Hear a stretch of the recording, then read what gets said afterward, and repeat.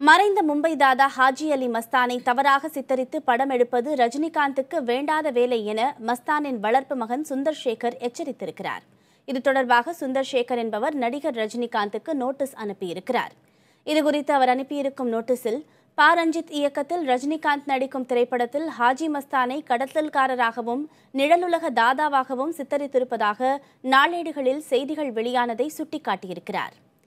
கடத்தல், நிழலுலக செயல்பாடுகள் தொடர்பாக ஹாஜி மஸ்தான் எந்த நீதிமன்றத்தாலும் தண்டிக்கப்படவில்லை என்று கூறியிருக்கும் சுந்தர், அவரை அவ்வாறு சித்தரிப்பது அவரது புகழுக்கு களங்கம் ஏற்படுத்தும் என்று கூறியிருக்கிறார். ஹாஜி மஸ்தான் குறித்து திரைப்படம் எடுக்க விரும்பினால் தயாரிப்பாளர் என்ற முறையில் தானே அதனை தயாரிக்க தயாராக இருப்பதாகவும் சுந்தர் குறிப்பிட்டிருக்கிறார். பாரதிய மைனாரிட்டிஸ் சுரக்ஷா மகாசங் என்ற அமைப்பை தோற்றுவித்தவர் ஹாஜி மஸ்தான் என்று கூறியிருக்கும் சுந்தர், அவரை கடத்தல்காரராக சித்தரித்தால் ரஜினிகாந்த் மீது உரிய சட்ட நடவடிக்கை எடுக்கப்படும் என்றும் நோட்டீஸில் கூறியிருக்கிறார். தமிழகத்திலிருந்து தன்னுடைய 8வது வயதில் தந்தையுடன் மும்பை சென்ற ஹாஜி மஸ்தான் பிரபல தாதாக்களாக இருந்த கரிம்லாலா மற்றும் வரதராஜ முதலியார் ஆகியோருக்கு உதவியாக இருந்ததாக தகவல்கள் உள்ளன.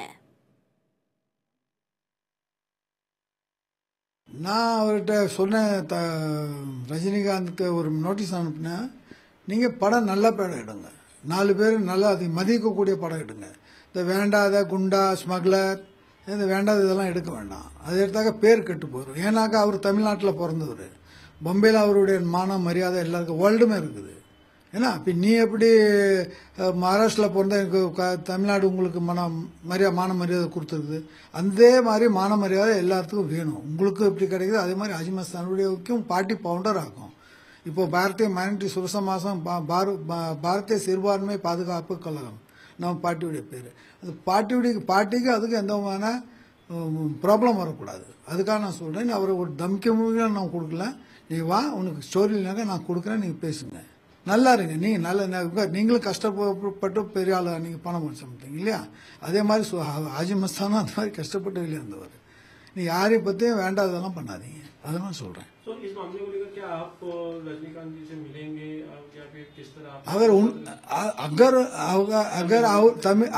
அவருக்கு நாம பார்க்கணும் விரும்பினாங்கன்னா நான் பார்க்கறதுக்கு தயாரா இருக்கும். நான் இது இல்லை, நான் இது அடமுடியா நமக்கு இல்லை. அது என்ன சொன்னாலும் கேட்கறதுக்கு தயாரா இருக்கும்.